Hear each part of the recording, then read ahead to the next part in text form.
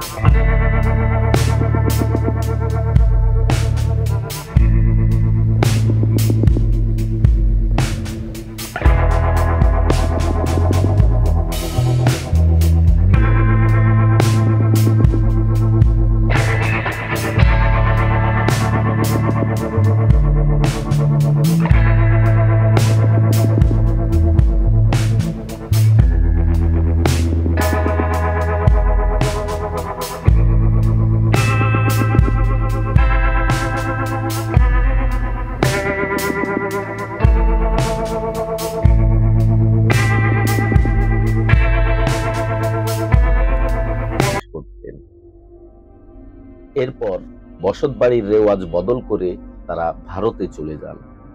বর্তমানে তাদের বংশধররা ভারতেই বসবাস করছেন বলেও জানা গেছে। এই জমিদার বাড়িটির আনুমানিক 10 থেকে 12 একর জায়গা জুড়ে স্থাপিত। এর চারপাশে রয়েছে 7টি পুকুর।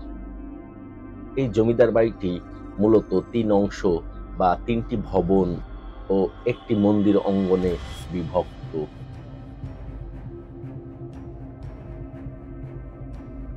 এখন এই একমাত্র অক্ষত ভবনটি, যেটা গোয়ালকান্দি ইউনিয়ন পরিষদ হিসাবে ব্যবহৃত হচ্ছে। এই ভবনটা ছিল জমিদারের কনিষ্ঠ পুত্র অনিল দত্তের বৈঠকখানা সহ বাসভবন।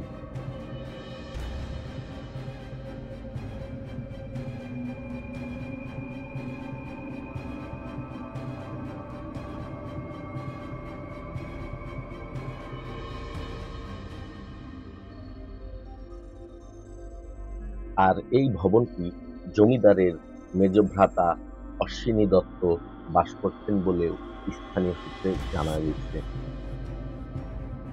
এই ভবনের 2টি জানালার পাশে 3 স্তর বিশিষ্ট পদ্মপাপড়ির ন্যায় নকশাকৃত খিলানপট সম্মিলিত ছোট জানালা এবং জানালার উভয় পাশে বন্ধ ও উল্লম্ব প্যালেস সদৃশ্য জানালা রয়েছে। তবে জমিদার বাড়িটি নির্মাণে ইট, সুরকি ও অভিনব ডিজাইনে ব্যবহৃত। জমিদার বাড়ির পেছনেই বসবাস করছেন সুধাংশু কুমার সরকার। 72 বছর বয়সী এই সুধাংশু সরকারের কাছে জানলাম এই জমিদার বাড়ির কথা। তিনি জানালেন, না, এটা হলো জমিদারের বাড়ি। হ্যাঁ, এটা হলো অক্ষয়বাবু হলো ছেলে, আর সতীশবাবু হলো বাবা। হ্যাঁ, সতীশবাবুকে আমরা দেখিনি। হ্যাঁ, জমিদার। হ্যাঁ, তার ছেলে মেয়ে ছিল। হিন্দুস্তান পাকিস্তান হওয়ার সময় ওরা সব চলে গেছে ওখানে ইন্ডিয়া। কেমন অবস্থা দেখেছেন? তখন মানে একটু ভালো ছিল, পরে তো ভাঙচুর হয়ে গেছে। তারপরে ধরেন এক জমিদার আছে, ধরেন এই বীরকুশ এক জমিদার আছে, এদেরই প্রজা হাজারদুয়ারি। হ্যাঁ, এদেরই প্রজা। এরা আবার কিন্তু তাহেরপুর রাজার প্রজা। এরা জমিদার রাজা ছিলেন কংসনারায়ণ। হ্যাঁ, কংসনারায়ণ। উনারই এগুলো হ্যাঁ হ্যাঁ, আত্মীয় কিনা সেটা আমরা বলতে পারবো না, কিন্তু কথা হলো যে কর দিতে হতো।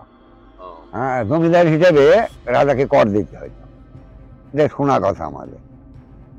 তোরণ পথের উপরে স্থাপিত একটি উঁচু চূড়ার সম্মুখ ভাগ বদ্ধন মাল্য নকশার প্রবলে সজ্জিত।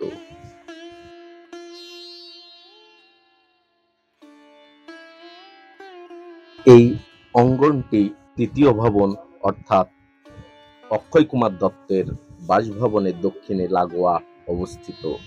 অঙ্গনটিতে প্রবেশের জন্য পশ্চিম দেওয়ালের কেন্দ্রস্থলে 2টি ভারিক্কি গোয়ালিত স্তম্ভ থেকে উৎক্ষিপ্ত অর্ধাবৃত্তাকার খাজখিলান যুক্ত একটি তোরণপথ রয়েছে। উত্তর দক্ষিণে আয়তাকার বিশিষ্ট অঙ্গনটিতে অর্ধ ভগ্নাবস্থায় মোট 3টি মন্দিরের অস্তিত্ব দৃশ্যমান।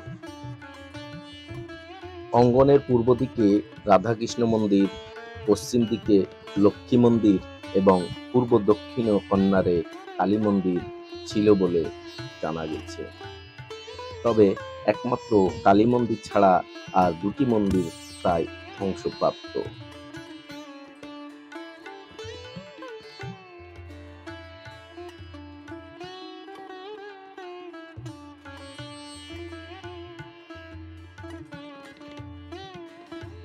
গোয়ালকান্দি জমিদার বাড়ির ভবনগুলোতে স্থাপিত নির্মাণকাল সম্পর্কিত কোনো লিপিমালা কিংবা দলিল ভিত্তিক কোনো তথ্য না পাওয়ায় এইসব ইমারতের সঠিক নির্মাণকাল নির্ণয় করা দুঃসহ।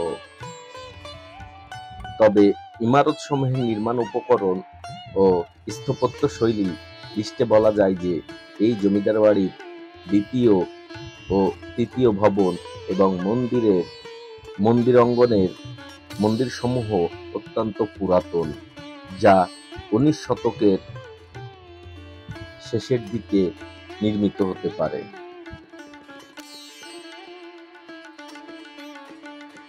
তবে প্রথম ভবন ও বৈঠকখানা অপেক্ষাকৃত পরে অর্থাৎ 20 শতকের দ্বিতীয় কিংবা তৃতীয় দশকে নির্মিত বলে ধারণা করা হয়।